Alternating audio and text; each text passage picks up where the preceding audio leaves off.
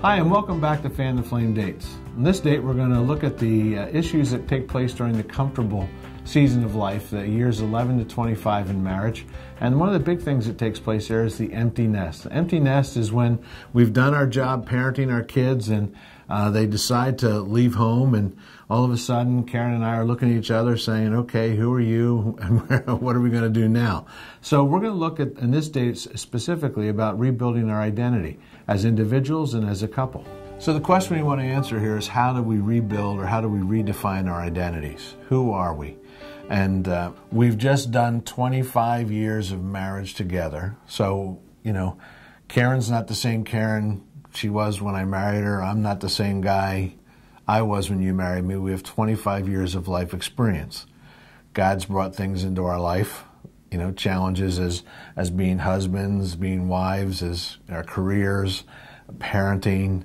And thankfully, we've changed along the way. Not so excited about the physical feature changes, but we have changed. You mean the aging process? Yes. Yeah, that's okay. A little tough. But that's part of our identity. I'm no longer the strong, young buck I used to be. I got to be careful now of, you know, how I use my time. At the gym, they say you're the strongest old man they've seen, so so I'm pretty sure that, you know, you haven't lost it all, buddy. Yeah, I haven't lost it all. So we need to have a sense of purpose here, and we need to sit down. It's a great time to sit down with our husband or our wives and discover, what are our dreams? What's our purpose? What do we want to do with our life in this stage? What have I put on hold because I've been a mom or a dad? Right. What kind of things can I do to make a connection with the one who I'm going to live the rest of my life with?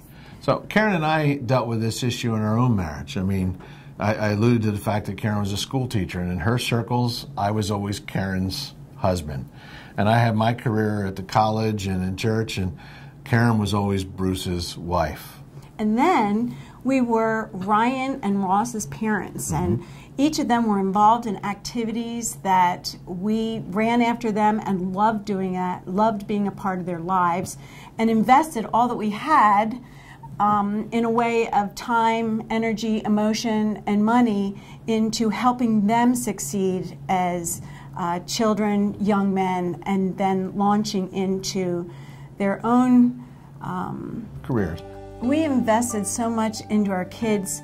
As parents, we love them dearly, so we want to be at all their events. And we not only want to be at all their events, but we want to engage in the people that they're connected to, so that takes time. The parents of those kids that play the sports and the activities. You have football, and then you go into basketball season, and then you go into baseball season. And if one's playing volleyball, and going to each of those events and going to practices. But sometimes we would go separately. You would take Ryan one place, right. I would take Ross, or I would take Ryan, and you know, and we'd just be out running like chickens with our heads cut off. Never had time for each other because everything we were doing was for the kids and to make them the best they could be, at the expense of being the best that we could be. That's one of the occupational hazards of comfortable love, is that apathy sets in because we're feeling so comfortable. We've been married 11 to 25 years. We're pretty confident that we're going to stay married, so we stop doing some of the maintenance that we might normally do. And after the kids leave home, that lack of maintenance begins to show. Just like if you're going to move out of a house after you lived in it for 25 years, the realtor comes in and tells you got to fix this, that, this, paint this, that. And you never noticed it because you've been living in it. Right. That's exactly right. So that's what couples deal with now when they come to this point of empty nest. You know, maybe a good way to illustrate this is when you and I first got married, there was River Karen and River Bruce. And River Karen and Bruce are flowing. We decided to get married, and the two strong rivers come down: personalities, identities, who we've been all of our childhood, who we've been through the college years. And then there's the rapids that take place when two rivers come, and we kind of get a nice flow going, and then kids come into play. You know, and then your life can go two different directions again. You have a career as a mom, I have a career as a dad, you have a career as a teacher, I have a career as a prop. And life goes, and we're kind of running down again, not touching all that much. And when the kids leave home, it forces those two rivers to come back together. So there's going to be some more rapids downstream. It might not be a comfortable time. In fact, this is the time where couples are the most, second most prone time for couples to experience divorce, is and the recoming together during these empty nest years, because some of the atrophy that's taken place in their relationship all during their parenting and career building years. Yeah, there are three types of identity issues that crop up here. There's the exaggerated dependence, and that is your whole sense of being, your whole sense of significance is tied into who I am. There's the exaggerated independence where you have your own career as a school teacher and as a person at church who has her own Bible studies and does her own things, and I have my career over here and I have my own identity. That's exaggerated independence. We don't need each other to find our sense of significance. And that what we want to work towards this season is the, interactive interdependence, where now as career goes away, kids go away, who are we as individuals, but more importantly, who are we going to be as a couple, and how do we find our significance in each other? So one of the questions I could ask in wanting to pour it back into marriage is, how am I going to use the time, energy, and effort that I put into being a dad into my new identity as a person? Where am I going to grow? Am I going to go back to school and learn something? Am I going to learn a new skill? Am I going to add something to my vocation or subtract something? What would I like to do that I haven't done before? You can romance your wife. I could romance my wife, but I'm thinking there's couples that we know of that he's going to go out and learn how to fly, or Sure. She went and got a master's degree and is now a special ed teacher. All that took place after the kids left home because of an identity, who they want to be. Right. And yeah, it's a great question you're alluding to, is how can I be a better husband? I want to be a better husband because, quite honestly, it's easy for us to put being a husband, being a wife on hold, and being a dad and a mom. So we need to rebuild the marital identity as well. So how do we rebuild and rediscover some new identities that we might have? We've been married 11 to 25 years. God's given us a lot of story. A lot of things have taken place. We've experienced some successes. We've experienced some failures. And I believe God wants to use those in our lives to help benefit others later on. And we'll talk about that in just a minute. What's our identity going to look like as a couple? But first, who have I become? And, I'm not the Bruce that I was when we got married. Life experience has taught me some more things. This is a time in our life where we need to discover the love of our life, because we may have encountered some conflicts in our life that, because we were parents, we didn't have the opportunity, or the kids' responsibilities overshadowed resolving those conflicts. Sure, we've had some issues that have gotten buried in the task of parenting that now, when parenting goes away, they've reemerged. They've reared their ugly heads again. Right.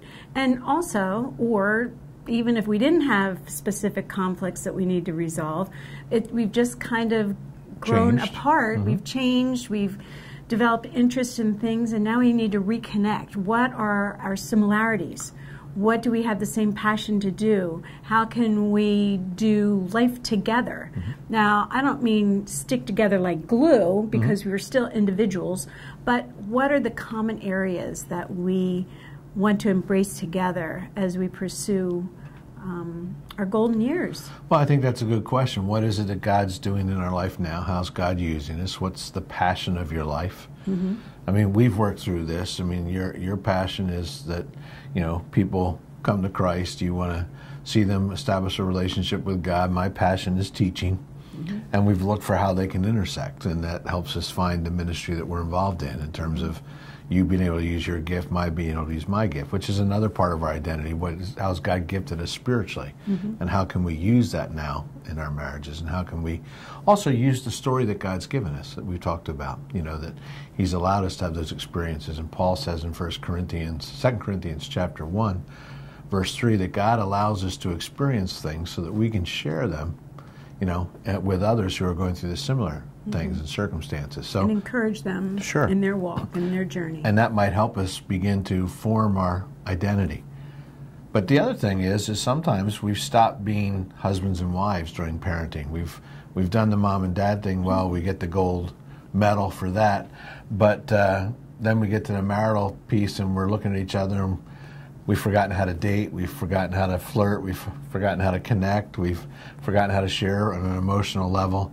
It's been all business, mission control, operation, and it hasn't been rapport building. So we need to learn those skills, and that's why dates like, Fan and Flame date nights are important to help us reconnect and to begin to talk about some things that we haven't talked about before. We need to really woo our husband and our wife. We need to create an atmosphere where they would long to be with us. And by doing that, it enhances our relationship together. We take for granted, while we're doing married life, while we're parenting, while we're pursuing our careers, we just become complacent in how we... Hence the comfortable season of life. Right. Apathy sets in. Well, listen, we've given you a lot to think about. Hopefully, if you're in this season, this stage, you're feeling and understanding what we're saying. But some of you may be in this season and you've already discovered that you're in trouble. Your lives have gone in separate directions, that you are, in need of help of working through not only your own personal identity, but your identity again as a couple. And we strongly recommend that you go out and you find a Christian counselor, Christian coach to help you work through those issues, because there's still a lot of gold in these golden years ahead, and research tells us that it's better off for us to make an investment in the marriage we have as opposed to starting and trying to find a new one and start all over again. We also deal with marriage intensives for couples who are in a bad place. And it's about 20-25 hours of life coaching in a small group setting. There'll be 2 or 3 other couples. And Karen and I lead a lot of these, and we'd be glad to help you work through some of these issues if you so desire. So why don't you take some time now to pause the video and work through the need and need knows and knows questions. Again, there's more here than you're going to just knock out in one date, so come back and revisit them. And we'll look forward to seeing you again soon here on fantheflamedates.com.